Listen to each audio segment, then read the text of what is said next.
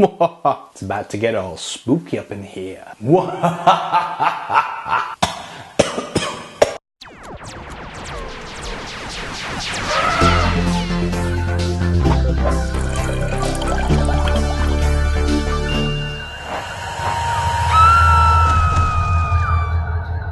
Welcome to this episode of Deej on Science Exposed, and as you've probably sussed by now, it's going to be a Halloween special spooktacular. I've obviously made a huge effort in getting dressed up for the occasion, so let's crack on before this shit dissolves. To kick things off, I want to give a spooky little nod to some clever uses of the Raspberry Pi computer that I mentioned a few weeks ago. There's been a sudden influx of pumpkin pie all of a sudden.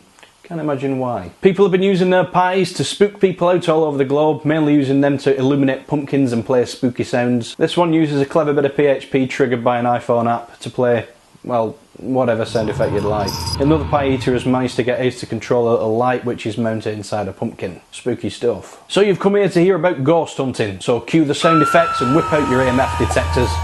Let's go find us some spooks. Thanks to many shows like Most Haunted and many other programmes containing Derek Okora, and not forgetting the long lost and terrifying MTV Fear, there's been a worldwide surge in ghost hunting hobbyists. These guys are looking out for a whole manner of spooky goings on, which mainly consists of putting a ghost hunting bias on normal studies of science. In particular, a method known as anomalistics. Basically, ghost hunters look out for environmental anomalies that are believed to be caused by the presence of spirits and spectres from the other side.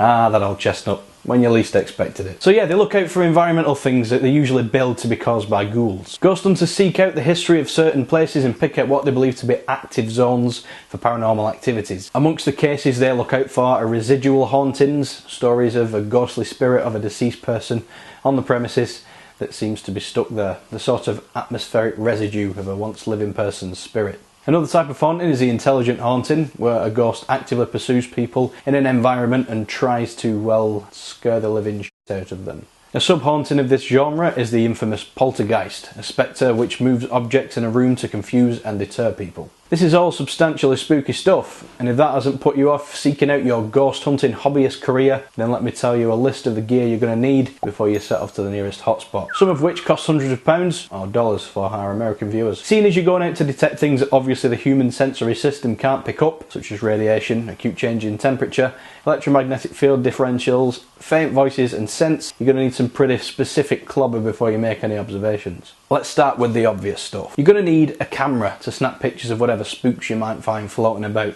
More specifically, because everyone knows that ghosts are more scared of us than we are of them, apparently, you'll need a motion sensing camera, so you can set it up and leave the room for a while, and see if it snaps anything in the darkness. Next, another fairly simple piece of kit is a sound recording device, usually of a very high sensitivity, so you can pick up what the hunters know as EVPs, or electronic voice phenomena. Ghostly sounds of spirits that are captured on tape, usually following the get out of my house variety. Moving on up in the price range, if you've come this far and you're clearly serious about this, you're going to be wanting an EMF detector, or electromagnetic field detector.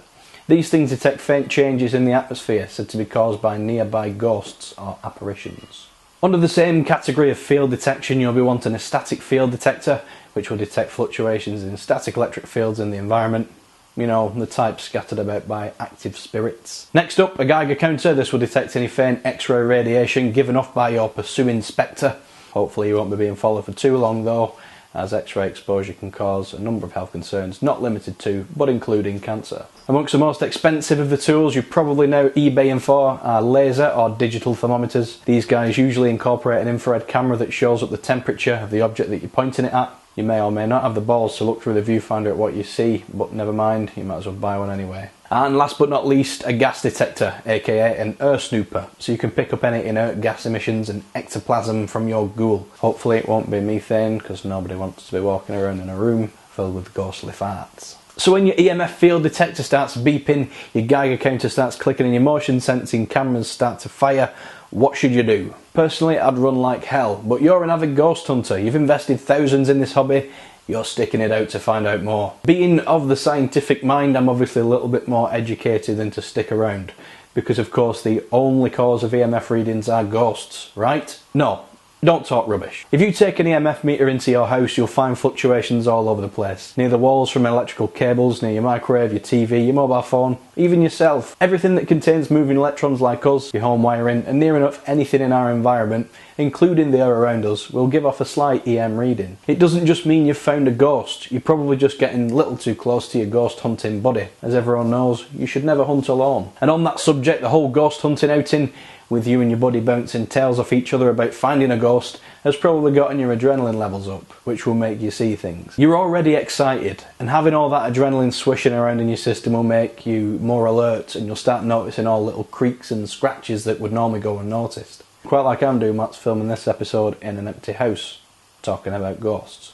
Other more down-to-earth things you'll probably find in your evidence are infamous spirit orbs in any photographs that you might have snapped. These again are easily explained and debunked with the wonderful tool known as science. These so-called spirit orbs, or in the photography world just known as orbs, are simple lens artifacts that happen naturally in the world of flash photography. So say you're on a ghost hunting expedition in your nan's old attic, where no one's been for a while. There's bound to be some particles of dust floating about in the air currents up there. When these particles of dust get close up to the lens, they go out of focus, then the flash goes off, illuminating the particle. Because it's so close to the flash, it's brighter than most objects in the image, therefore resulting in something that looks like an orb of light creepily floating around your room, when really it's probably just a bit of loft insulation that's gotten in the way of your ghost hunting picture.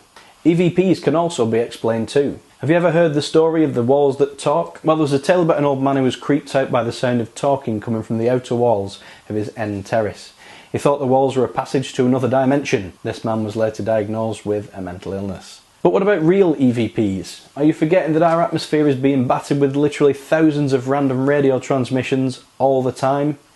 If you're listening to audio recorded from a particularly sensitive device, you're going to eventually get some of that background noise that somehow gets recreated properly, and you end up hearing some of the original transmission. Also, most EVPs are just wishful thinking, like seeing shapes in clouds. People who are recording these EVPs are actively looking for them. So when they find something anomalous that sounds like a voice, they fully believe that it is one, when it's more likely just a particularly prominent bit of background noise that sounds like someone saying a word. Scientifically speaking, as we pointed out here, you've nothing to worry about. There's obviously no such thing as ghosts. The technology used in ghost hunting is always made for a specific real-world use. You don't point a torch at a cloud of smoke and call it a ghost, therefore rendering your torch ghost hunting equipment. However, there are a lot of phenomena out there that can't be scientifically explained at the moment. So, what do you believe? But anyway, it's Halloween, so I'm going to go eat some candy and watch Hocus Pocus. Thanks for watching this particularly spooky episode of Deej on Science. Don't forget to follow us on Facebook, Twitter and all of the other networks that we're knocking about on. I'll see you next week. Hopefully, without this on, if I can get it off. Best go and have a go.